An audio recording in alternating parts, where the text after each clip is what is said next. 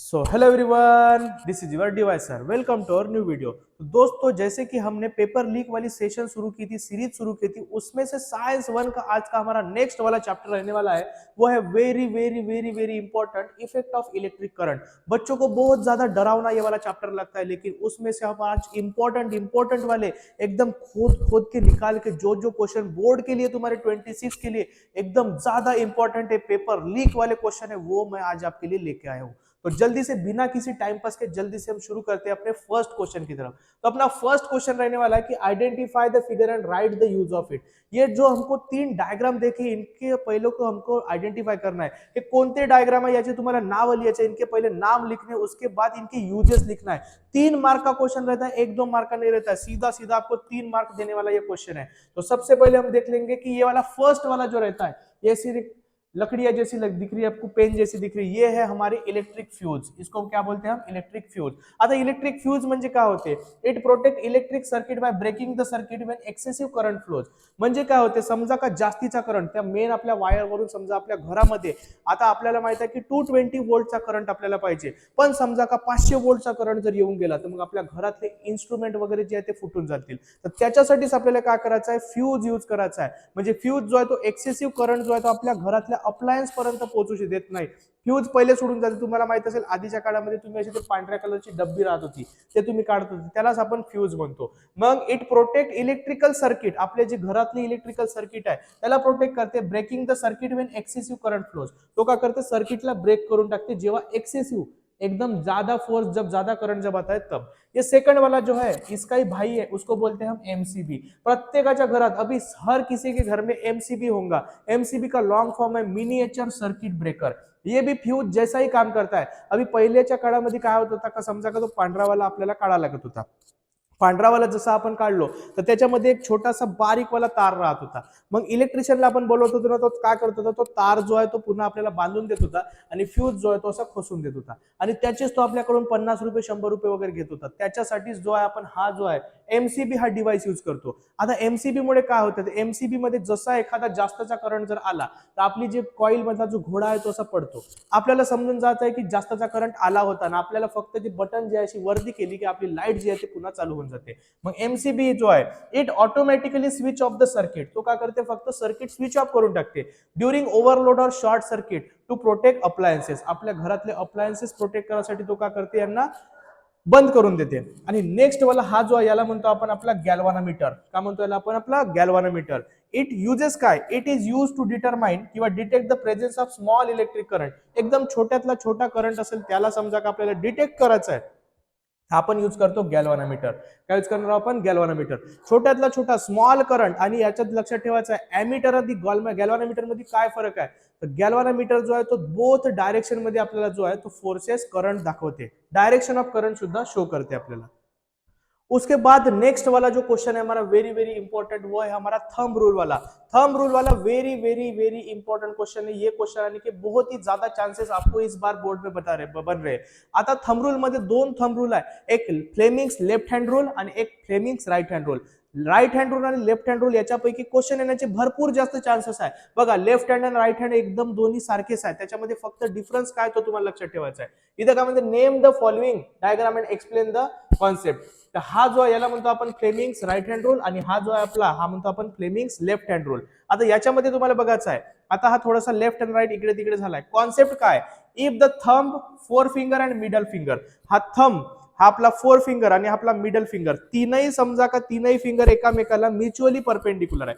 तिघांचा पण या दोघांमधला अँगल पाहू तर 90 डिग्री, या दोघांमधला अँगल पाहू तर 90 डिग्री, या दोघांमधला अँगल पाहू तर 90 डिग्री, तीनही आपल्याला फिंगर एकामेकाला परपेंडिक्युलर समजा का असतील तर मग आता left hand are stretch mutually perpendicular to each other, then काय होणार आहे? तर देन फोर फिंगर, आपली हे जे फिंगर आहे four finger direction of magnetic field. आता लक्षात ठेवा, नेहमी आपला जो फोर फिंगर राहणार आहे तो डायरेक्शन ऑफ मॅग्नेटिक फील्डच राहील। Middle finger shows the direction of current. Middle finger, आपली जे मिडल फिंगर जे राहते मिडल फिंगर, ते कशाची डायरेक्शन दाखवणार आहे? तर direction of current. Middle finger direction of current, आणि लास्ट वाली राहणार आहे आपली तो म्हणजे थंब। आणि थंब जो आहे आपला direction of force on conductor, force on conductor. आता याला कसं लक्षात ठेवायचं आहे? आ मेरी जान। कसं लक्षात ठेवाल? आ मेरी जान, आ मेरी जान, आ मेरी जान। जेव्हा एखादा करंट समजा का तुम्हाला लागल तर तुम्ही आ करता, म्हणजे हा वाला जो आहे मिडल फिंगर कसा राहील आ म्हणजे काय होते आपला करंट, डायरेक्शन ऑफ करंट. मेरी, मेरी म्हणजे मॅग्नेटिक फील्ड, मेरी म्हणजे एम वरून मेरी, एम वरून मॅग्नेटिक फील्ड, मॅग्नेटिक फील्ड. आणि मेरी जान, जान म्हणजे काय होतं, तुम्ही जानला का करता फोर्स लावून बोलवता, फोर्स लावून तुम्ही जानला ये म्हणता, म्हणजे हा होईल आपला फोर्स ऑन कंडक्टर. म्हणजे हा काय होईल आपला current, direction of current, direction of magnetic field आणि फोर्स ऑन कंडक्टर. मेरी जान लक्षात ठेवायचं आहे. त्यानंतर तुमचा Fleming's right hand rule. Fleming's right hand रूलचा काय सेम राहणार आहे, फक्त लेफ्ट हँडच्या जागी काय राहणार आहे आपल्याला राईट हँड राहणार आहे. राईट हँड मध्ये तुम्हाला फक्त लक्षात ठेवायचं आहे हा जो आहे थंब म्हणजे direction of force on conductor, हा म्हणजे मॅग्नेटिक फील्ड, आणि हा वाला जो आहे करंट, पण इथं कोणता करंट राहणार आहे फ्लेमिंग्स राईट हँड रूल मध्ये राहणार आहे induce current. Fleming's right hand rule मध्ये कोणता करंट राहणार आहे इंड्यूस करंट. आता सर हा इंड्यूस करंट म्हणजे कोणती बलावे, तर इंड्यूस करंट म्हणजे होते निर्माण झालेला प्रोड्यूस झालेला करंट.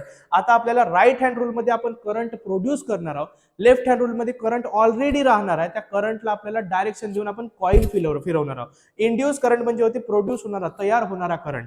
ओके, तर हे होते आपले फ्लेमिंग्स लेफ्ट हँड आणि right hand rule.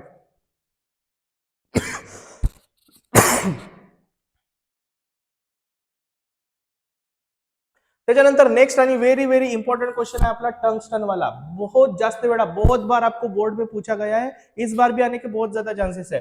Tungsten metal is use to make solenoid type coil in a electric bulb. Electric bulb में सोलेनाइड कॉइल वाले जो है उसमें टंगस्टन हम यूज करते हैं. तो क्यों यूज करते, का बर यूज करतो, तर आपल्याला माहित आहे टंगस्टन जो आहे त्याचा मेल्टिंग पॉइंट एकदम हाय आहे. टंगस्टनचा मेल्टिंग पॉइंट कसा आहे हाय आहे. इथं आपण देऊ शकतो tungsten has a very high melting point, hence it does not melt even when heated to very high temperature.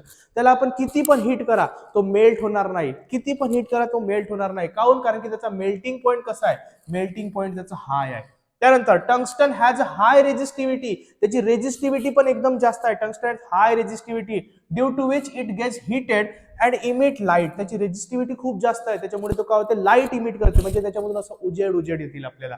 Electric current flows through it, कधी, जेव्हा त्याच्यामधून इलेक्ट्रिक करंट जाईल. आणि लास्ट वाला पॉइंट आहे the solenoid shape of the filament increases the length of wire in small space which increase the resistance. आणि टंगस्टनचं जर तुम्ही वायर पाहिले असाल तर त्याला आपण असं सोलेनॉइड म्हणजे एकामध्ये एक असा गुणून ठेवतो, आणि हा जो आहे हा आपला असा बल राहते. पहिले असेल ना तुम्ही हा बल, हा अशा टाईपचा आपला बल राहते. म्हणजे हा जो आहे इथं आपण पहिले अशा प्रकारचा करतो, आणि हा असा आपला बल राहते. हा जो आहे सोलेनॉइड टाइप काम करतो, जेवढी त्याची लेंथ वाढव तेवढी त्याचा रेजिस्टन्स वाढेल. जेवढा एखाद्याचा रेजिस्टन्स वाढेल तेवढा तो इलेक्ट्रिसिटी पकडून ठेवल ना तेवढा जास्त आपल्याला उजेड देईल. त्याच्यामुळे जो आहे आपण जो टंगस्टन मेटल जो आहे याच्यामध्ये यूज करतो, मेल्टिंग पॉइंट हाय आहे, तो जास्तीत जास्त त्याची रेजिस्टिव्हिटी हाय आहे, त्याच्यामुळे तो जास्तीत जास्त हीट ऍब्झॉर्ब करेल ना आपल्याला लाईट जे देईल. हा होता नेक्स्ट क्वेश्चन. त्याच्यानंतर अजून एक गिव्ह रिझन बहुत जास्त महत्वाचा आहे, आणि हा वाला येण्याचे 100-1 म्हणजे 99% चान्स आहे. किती पर्सेंट चान्स आहे, 99%. हळदी कुंकू क्वेश्चन, 99% चान्स लक्षात ठेवा. आता 99% म्हटलं तर तुम्हाला तर चांगलं तर लक्षात ठेवायचंच आहे. बघा आता, for electric power transmission copper और aluminium wire is use. For electric power transmission, power transmit जेव्हा करतो तेव्हा कॉपर किंवा अल्युमिनियमचीच आपण वायर यूज करतो. जे तुम्ही पाहिले असाल असे खंब्यावरची जी लाईन राहते ते अल्युमिनियमची राहते जास्त, किंवा कॉपरची राहते कधी कधी. मग आता for electric power transmission copper और aluminium wire are use because, का बरं करतो, because copper and aluminium have low electrical resistance. त्यांचा इलेक्ट्रिकल रेजिस्टन्स जो आहे तो कसा आहे, लो आहे. म्हणजे त्याच्यामध्ये आपला लॉस जो आहे तो बहुत जास्त कमी होणार आहे. म्हणजे इथून इलेक्ट्रिसिटी जात आहे याचा रेजिस्टन्सच नाही. रेजिस्टन्स म्हणजे काय होते, एक प्रकारचा अडथळा. आता त्याच्यात अडथळाच नाही आहे, so there is a less loss. Loss कसा होणार आहे, कमी होणार आहे. लॉस बहुत ही कम होने वाला है, बहुत ही कम electrical energy in the form of heat. तो ये जो है गर्म नहीं होगा, इसलिए इसका लॉस जो है बहुत ही कम होगा. उसके बाद दे are good conductor of electricity. वो जो है कॉपर नहीं तो एल्यूमिनियम, कॉपर किंवा एल्यूमिनियम जो है तो इलेक्ट्रिसिटीचा गुड कंडक्टर आहे. Hence large current can flow through them easily. त्याच्यामधून जो आहे तो लार्ज अमाऊंट ऑफ करंट, खूप जास्त करंट जो आहे त्याच्यामधून इझिली जाऊ शकते.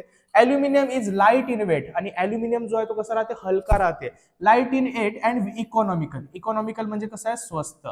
हा कसा राहणार आहे आपला, स्वस्त. आणि light in weight, light in weight म्हणजे काय होते, हलका. त्यानंतर making it suitable for long distance power transmission. तर लॉंग डिस्टन्सचा जो पॉवर ट्रान्समिशन आहे, या इकडून आपल्याला समजा का दिल्लीवरून मुंबईला जायचं आहे तरी पण आपण त्या ॲल्युमिनियमचा तारमोता आणू शकतो, इकॉनॉमिकल आहे आणि लॉंग डिस्टन्ससाठी एकदम बेस्ट आहे तो. त्याच्यामुळे आपण जो आहे, तर लक्षात ठेवा याच्यामध्ये तुम्हाला कोणते कोणते पॉईंट, कॉपर ॲल्युमिनियमचा जो आहे रेजिस्टन्स कसा राहते, low resistance so less loss, low resistance so less loss. They are good conductor of electricity, good conductor of electricity, light in weight, economical, light in weight, economical. बस एवढे point तुम्हाला लक्षात ठेवायचे. Low resistance, less loss, त्यानंतर good conductor of electricity, त्यानंतर light weight आणि economical. बस इतना आपको याद रखना है. त्याच्यानंतर नेक्स्ट आणि व्हेरी व्हेरी इम्पॉर्टंट, हा भरपूर वेळा तुम्हाला आलाय, सीधा सीधा 1-2 नाही, हा सीधा सीधा 5 मार्क साठी विचारते तुम्हाला. बघा माझा क्वेश्चन काय आहे, हे डायग्राम तुम्हाला दिसत आहे, याला बघायचं आहे ना, आयडेंटिफाय करायचं आहे. कधी बी लक्षात ठेवा, सेम डायग्राम राहील. जर इथं तुम्हाला बॅटरी काढून राहील, इथं जर तुम्हाला बॅटरी काढून राहील, बॅटरी जर काढून राहील तर त्याला म्हणतो आपण मोटर. बॅटरी काढून राहील तर त्याला म्हणतात मोटर. असा गोलवाला राहील याला म्हणतो आपण गॅल्व्हॅनोमीटर. तर हा झाला आपला जनरेटर. हा काय झाला आपला जनरेटर. आता जनरेटर स्वतः इलेक्ट्रिसिटी जनरेट करणार आहे आणि मोटरला आपल्याला इलेक्ट्रिसिटी द्यावं लागणार आहे. आता इथं जो आहे हा जनरेटर दिसताय, काऊन, कारण की इथं गॅल्व्हॅनोमीटर आहे. मग फर्स्ट क्वेश्चन काय म्हणतात, आयडेंटिफाय द अबो डायग्राम. मग हा diagram, the above diagram shows AC generator. कोणता जनरेटर आहे आपला, हा एसी जनरेटर. लक्षात ठेवा कोणतं जनरेटर आहे, एसी जनरेटर. त्यानंतर प्रिन्सिपल काय, तर याचा प्रिन्सिपल आहे इलेक्ट्रोमॅग्नेटिक इंडक्शन. लक्षात ठेवा एसी जनरेटरचा प्रिन्सिपल आहे इलेक्ट्रोमॅग्नेटिक इंडक्शन. त्याच्यानंतर नेक्स्ट वाला जर पाहू आपण, याचा वर्किंग म्हणताय. सी वाला क्वेश्चन काय म्हणताय, याचा वर्किंग. बी वाला होता प्रिन्सिपल, सी वाला आहे वर्किंग. तर वर्किंग कसा करते, when coil place between 2 pole of magnetic pole. आता इकडे एक नॉर्थ पोल आहे, इकडे एक साऊथ पोल आहे, यांच्या मधामध्ये समजा का आपण कॉइल ठेवू आणि त्या कॉइलला समजा का आपण का करू, रोटेट करू. त्या कॉइलला का करू आपण, रोटेट करू. आता पहा, रोटेटेड, याला का करू, कॉइलला आपण रोटेट करू. The magnetic flux link with the coil changes due to change in magnetic flux, alternating current is induce. आणि जेव्हा आपण कॉइलला रोटेट करू किंवा समजा का आपण मॅग्नेटला रोटेट करू, तेव्हा आपल्याला करंट जो आहे तो जनरेट होणार आहे. इंड्यूस करंट म्हणतो त्याला आपण, तयार झालेला करंट, म्हणजे करंट आपण तयार करत आहोत. त्यानंतर the current is collected through the conducting rings and carbon brushes supplied to the external circuit. आणि हा करंट जो आहे तो आपण काय करणार आहोत, कलेक्ट करणार आहोत. स्क्रीनशॉट काढून घ्या, व्हेरी व्हेरी इंपॉर्टंट क्वेश्चन आहे. त्यानंतर लास्ट वाला डी वाला क्वेश्चन आहे, write the use of above appliances. याचा यूज काय, AC generator is use to produce alternating current. हा अल्टरनेटिंग करंट आपण जनरेट करतो. Power station for domestical and industrial use, power plant मध्ये म्हणा किंवा कोणत्याही गोष्टीमध्ये हे वालीच आपण यूज करतो. बस हा एकमेव जो आहे सी वाला क्वेश्चन, म्हणजे वर्किंग वाला 2 मार्कचा आहे. हा 1 मार्क, हा 1 मार्क, हा 2 मार्क आणि हा परत 1 मार्क. बस अशा प्रकारे तुमचे हे जे आहे 5 मार्क कंप्लीट होऊन जाते. एकदम इझी आहे. पटकन याचा स्क्रीनशॉट काढून घ्या, व्हेरी व्हेरी इंपॉर्टंट. यावर्षी येण्याचे भरपूर जास्त चान्सेस आहे. नेक्स्ट क्वेश्चन पाहू आपण. आता इथे एक तुम्हाला पॅसेज दिलाय, read the passage and answer the following question म्हणताय. आता बघा पॅसेज तुम्ही पटकन पहिले वाचून घ्या. काय, the home electrical connection consist of live, neutral and earth wire. आपल्या घरी जे लाईव्ह वायर राहते, न्यूट्रल वायर राहते आणि अर्थ वायर राहते. The live and neutral wire have potential difference of 220 volt. Live आणि वायरचा ना न्यूट्रलचा किती राहते, 220 volt. The earth is connected to the ground due to the fault in the equipment और plastic coating on the live and neutral wire gives away, 2 wires comes in contact with each other and large current flow through it producing heat. समजा का कधी एखाद्या वेळेस एकामेकाला ते wire समजा का touch झाले तर त्याच्यामधून बहुत जास्त हीट तयार होईल. If inflammable material exist around the place it can catch fire. आणि समजा का कोणता एखादा मटेरियल, कपडा म्हणा, प्लास्टिक म्हणा, काहीतरी राहील तर त्याला ते आग लागते. त्यालाच आपण काय म्हणतो, शॉर्ट सर्किट. त्याला काय म्हणतो आपण, शॉर्ट सर्किट. आता तुम्हाला काय म्हणताय, सगळ्यात पहिला question, name the 2 wires having potential difference 220 volt. तर कोणता कोणता वायर आहे, इथंच तुम्हाला दिलाय पहा. एक आहे लाईव्ह वायर आणि एक आहे न्यूट्रल वायर. मग इथं लिहून घेऊ. तर 2 wire having the potential difference of 220 volt are live wire and neutral wire. कोणते कोणते आहे, live wire and neutral wire, हे 2 वायर होते. त्यानंतर नेक्स्ट वाला काय म्हणताय question, what is short circuit. The short circuit is the conduction in which live and neutral wire comes direct contact with each other and causing sudden flow of current. आता बघा, तुम्हाला समजा की इथून नाही आला तर तुम्ही काय म्हणू शकता, इथून पण पाहू शकता, इथून पण पाहू शकता. कुठे गेला, कुठे गेला, कुठे गेला. हा, ड्यू टू फॉल्ट पासून जो आहे तो कॅच फायर पर्यंत जरी लिहिला तरी तुमचा आन्सर बरोबर आहे. सेकंड वाला याचा आन्सर बरोबर आहे. सीधा सीधा पॅराग्राफ मध्ये पाहायचा. Due to fault in the equipment if the plastic coating live wire and neutral wire was give away, 2 wire comes in, कुठे गेला, comes in contact with each other and large current flow through it producing heat is called short circuit, असं तुम्ही म्हणू शकता. Third वाला, write the function of fuse. फ्यूजचा function काय मगाशी पण पाहिलं होतं आपण. The function of fuse to protect electrical circuit by melting and breaking the circuit. आता फ्यूज का करणार आहे, स्वतः एखाद्या सर्किटले ब्रेक करून टाकणार आहे. जसा तो ब्रेक झाला आपला सर्किट का झाला, ब्रेक झाला, आणि त्याच्यामुळे जो आहे आपला डॅमेज किंवा फायर वगैरे जो आहे तो वाचून जाते. हे 3 क्वेश्चन तुम्हाला चांगल्या प्रकारे लर्न करायचे, याचा सुद्धा तुम्ही पटकन जो आहे स्क्रीनशॉट काढून घ्या. त्यानंतर नेक्स्ट आणि व्हेरी व्हेरी व्हेरी इम्पॉर्टंट, मला तरी पर्सनली वाटत आहे का या वर्षी जो आहे डायरेक्ट तुम्हाला 5 मार्क्स साठी इलेक्ट्रिक मोटर हा क्वेश्चन तुम्हाला येणार आहे. इलेक्ट्रिक मोटर तुम्हाला चांगल्या प्रकारे लक्षात ठेवायचा. सगळ्यात पहिले आपण त्याचा लिहायचं आहे, त्याचा युसेज, प्रिन्सिपल, डायग्राम, स्ट्रक्चर आणि त्यानंतर फंक्शनिंग म्हणजे होते आपला वर्किंग. फंक्शनिंग म्हणजे होते आपला वर्किंग. एवढ्या गोष्टी तुम्हाला लिहायच्या आहे. आता एवढे जर लिहिले तर तुम्हाला 5 मार्क घेण्यापासून कोणीच रोखू शकत नाही. बघा मग आता usage, electric motor convert electrical energy into mechanical energy. Electrical एनर्जीला मेकॅनिकल एनर्जी मध्ये कन्वर्ट करायचं काम कोणाचं आहे, इलेक्ट्रिकल मोटरचा. इलेक्ट्रिकल एनर्जीला मेकॅनिकल एनर्जी मध्ये, इलेक्ट्रिकल एनर्जीला मेकॅनिकल एनर्जी मध्ये. त्यानंतर कुठे कुठे यूज होते, मिक्सर मध्ये यूज होते, वॉशिंग मशीन मध्ये होते, फॅन मध्ये होते, कूलर मध्ये होते, सगळ्या याच्यात होते. त्यानंतर त्याचा प्रिन्सिपल काय, प्रिन्सिपल आहे the motor use the principle that conductor in a magnetic field feels mechanical force. एखाद्या मॅग्नेटिक फील्ड मध्ये कंडक्टर आहे म्हणजे आपण करंट लावून त्या कॉइलला समजा का फिरवलं तर तो फोर्स जनरेट करताय. काय जनरेट करताय, तो फोर्स. म्हणजे the motor use the principle that conductor in magnetic field feels mechanical force. कोणता फोर्स, मेकॅनिकल फोर्स. त्यानंतर तुम्हाला अशा प्रकारची डायग्राम काढायची आहे. इथं सगळ्यात पहिले एक आपण कॉइल काढून घेऊ. अशा प्रकारची कॉइल, याला नाव देऊन देऊ आपण ABCD. ABCD नाव देऊन देऊ. हा झाला आपला नॉर्थ पोल, हा झाला आपला साऊथ पोल. त्यानंतर इथं आपण लावू असे कार्बन ब्रशेस. त्यानंतर हे लावू इथं आपण स्प्लिट रिंग. त्यानंतर हा जो लावू इथं आपण अशी लावू आपली बॅटरी, हा मायनस आणि हा प्लस. आता इथून जो आहे करंट आपला चालू होईल, इथून आता वरती जाईल, इथं नॉर्थ साऊथ आहे, इकडून इकडे जाईल, इकडून इकडे जाईल, इकडून इकडे जाईल, आणि हा अजून वापस करंट इथं येईल. अशा प्रकारची डायग्राम तुम्हाला काढायची आहे. त्याच्यानंतर structure, battery supplies DC current. Battery कोणता करंट सप्लाय करणार आहे, DC current. Battery supply DC current to the circuit. The brushes touches the split ring. आता ब्रशेस जे आहे ते कोणाला टच होणार आहे, split ring. The brushes touches the split ring. The split ring are connected to the coil ABCD. आता हे जे स्प्लिट रिंग आहे, हे जे स्प्लिट रिंग आहे या कॉइल ABCD ला कनेक्टेड आहे. ABCD ला काय करणार आहे, कनेक्टेड आहे. स्प्लिट रिंग म्हणजे काय होते, एक फुल रिंग असेल तर त्याला आपण असा तोडलो तर त्याला म्हणतो आपण स्प्लिट रिंग.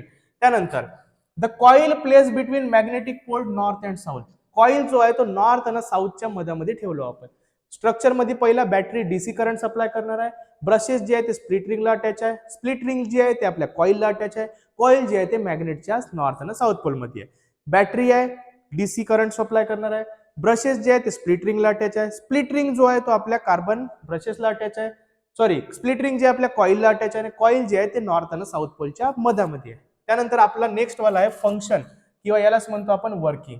आता वर्किंग काय, तर magnet create field from north to south. North कडून साऊथ कडे जो आहे एक मॅग्नेटिक फील्ड जात आहे.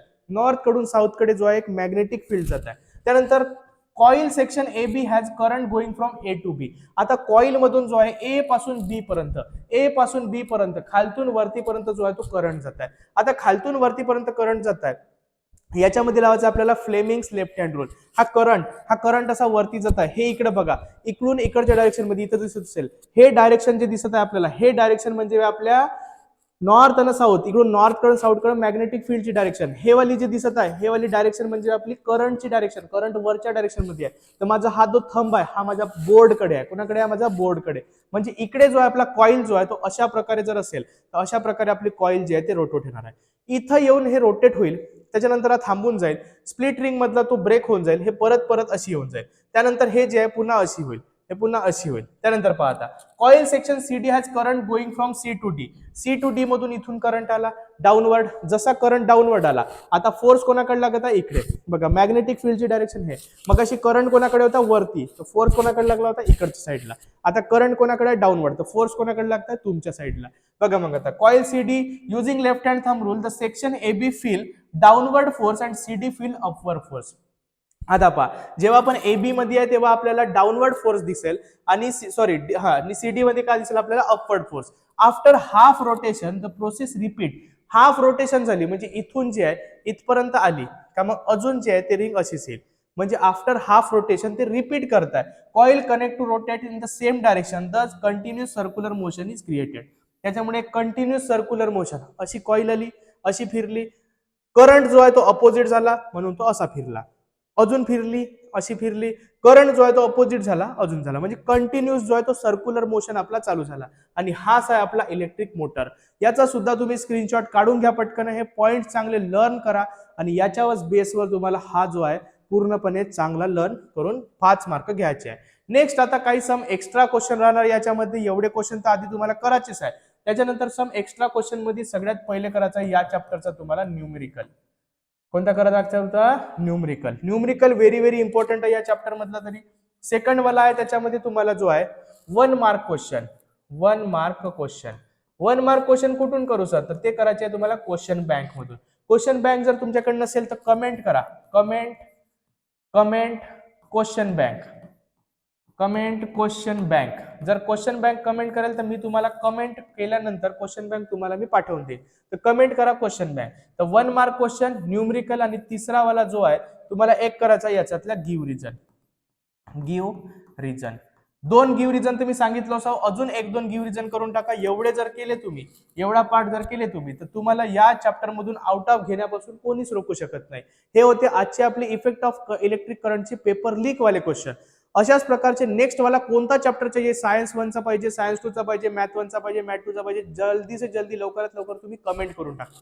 आणि पटकन चॅनलला सबस्क्राईब करा. 20 दिवसामध्ये आपण आउट ऑफ वाली स्टडी जी आहे ते स्ट्रॅटर्जी आणि स्टडी आपण करणार आहोत. त्याच्यामुळे बिलकुल तुम्ही टेन्शन नको घ्या. व्हिडिओ पाहत जा, क्वेश्चन चांगले लर्न करून टाका. रेग्युलर 1 चॅप्टर तरी झाला पाहिजे, 2 चॅप्टर तरी झाले पाहिजे, असं तुम्ही फोकस ठेवा. तोपर्यंत थँक्यू सो मच.